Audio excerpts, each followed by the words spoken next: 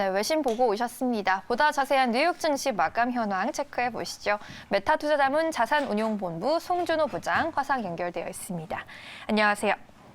네, 안녕하십니까. 네, 전쟁 공포가 드리운 가운데에서도 뉴욕 증시는 지난주 후반 이틀간 강한 반등세를 보였습니다. 시장 어떻게 분석해 보셨을까요? 네, 금요일 러우 전쟁 위기에도 불구하고 이틀 연속 상승 랠리를 이어갔습니다. S&P 500은 목요일 1.5% 상승 이후에 금요일 2% 이상 추가 상승하였고요. 다우와 나스닥 지수도 2.5%와 1.6% 상승으로 마감을 했습니다. 금요일 다우는 올해 현재까지 최고의 상승세를 기록을 했네요. 금요일 상승의 이유는 1월 미국의 개인 지출이 인플레 급등을 감안하더라도 예상보다 더욱 많이 증가했다, 이런 경제 지표가 나왔기 때문으로 분석이 됩니다. 물가 상승률의 지표인 개인 소비 지출은 작년 대비 6.1% 증가하면서 40년 만에 가장 빠른 속도로 치솟았습니다. 1월 근원 인플레이션은 전월 동기 대비 5.2% 증가했고요. 소비자들은 엄청난 수준의 인플레이션에도 불구하고 12월부터 1월까지 2.1% 정도 지출을 늘렸습니다. 블룸버그 컨센서스 예상치는 1.6%였고 12월 지출이 0.8% 감소한 것에 비해서 상당히 회복된 수준입니다. 해당 경제지표는 지속적인 인플레이션 압력에도 불구하고 미국 경제활동의 가장 큰 부분인 소비 지출이 아직은 탄탄한 수준을 유지하고 있다, 이런 뜻으로 받아들여졌습니다. 그러니까 스태그플레이션 우려가 이어지고 있었는데 소비를 보니 스태그플레이션은 아직 우려할 수준이 아니다, 이런 심리가 작용한 것으로 볼 수가 있겠습니다. 추가적으로 러시아와 우크라이나의 충돌에도 불구하고 미국의 군사 개입이 없을 것이다, 이런 사실과 경제적 피해에 대한 추가적인 증거가 없을 것이라는 분위기가 시장 상승을 좀 부추겼다, 이렇게 볼 수 있겠습니다. 시장은 금요일까지 러시아와 우크라이나 전쟁에 대한 부분을 전부 반영한 것으로 보여지는데요. 다만 연준의 공격적인 움직임에 대한 부분은 향후 시장 향방을 계속해서 좌우할 것으로 예상이 되고 있습니다. 현재 투자자들은 3월 회의에서 연준이 50bp의 기준금리 인상을 할 가능성이 적다, 이렇게 판단을 하고 있고요. 연준이 한 회의에서 금리를 25bp 초과해서 인상한 것은 2000년도 이후 없었고, 오히려 러시아의 전쟁 우려가 연준을 덜 매파적으로 만들 수 있다, 이런 분위기가 깔리기 시작했습니다. 업종별로는 원자재가 3.8%, 전기방어주가 3.2%, 금융섹터가 3% 가까이 상승하면서 시장 상승을 주도하였고요. 유틸리티와 헬스케어도 2.8%에서 2.9% 상승세 보이면서 강한 수준으로 마감을 했습니다.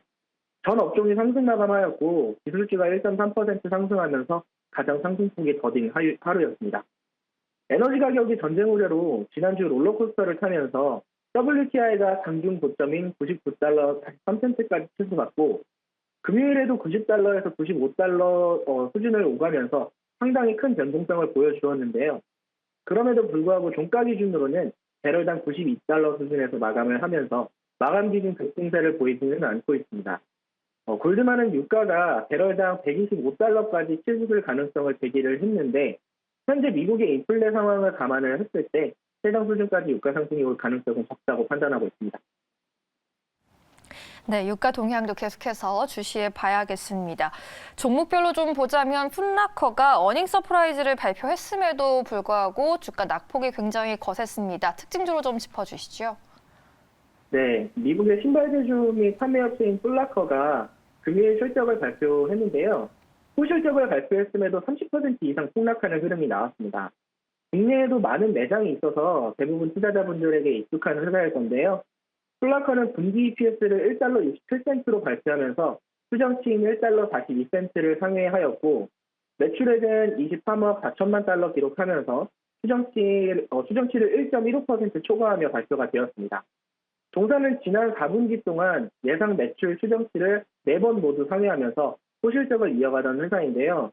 다만 연초부터 계속해서 말씀드렸다시피 최근의 시장은 호실적 발표는 물론이고 향후 가이던스가 긍정적으로 보고가 되어야 시장에서 살아남을 수가 있는 상황입니다. 투자자들은 지금까지 풋라커가 좋은 실적을 유지했지만 앞으로가 어떨지 그것이 더 중요한 건데요.